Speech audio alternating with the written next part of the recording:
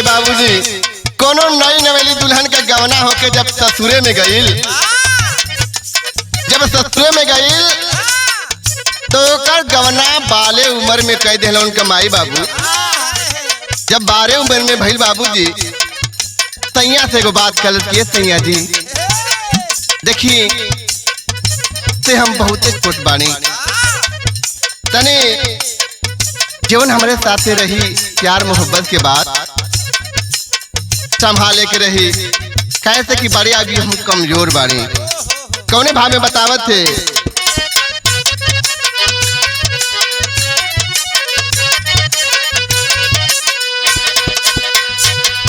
अरे नेनुहानी पातर ए सैया अरे नेनुहानी पातर मोर कमरिया ए बाल नेनुहानी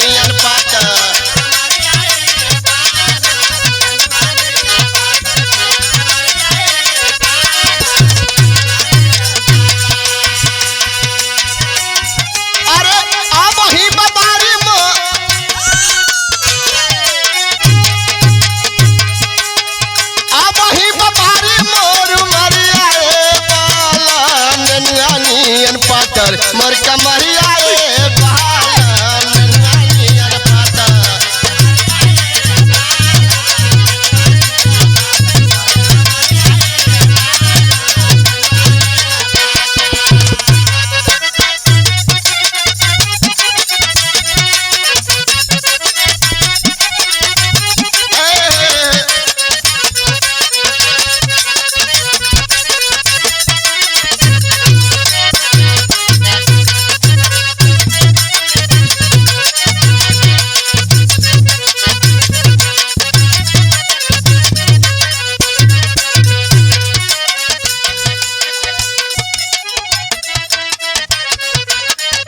है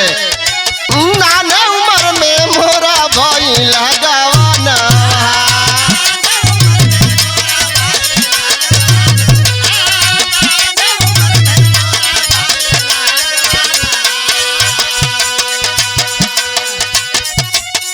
कर जन जबरी हमसे मोर सजनवा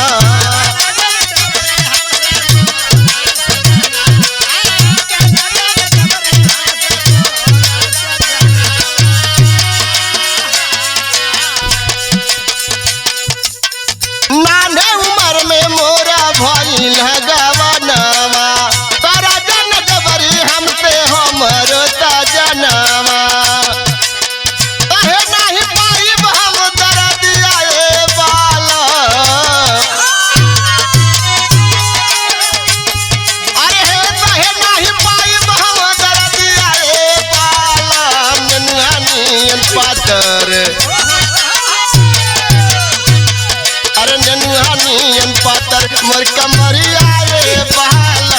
नेनुहानी पातर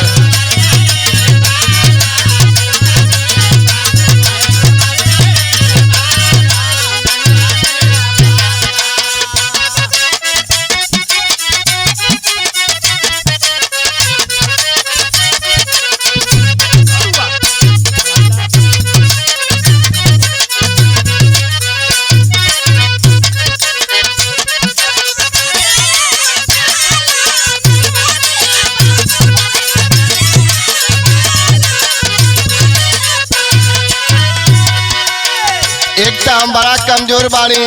घर में ही में काम करे बदे तुहार माई बाबू हमारे ननद जो थे, आखिर में हम कैसे काम कर पाई का कले में बतावल गए।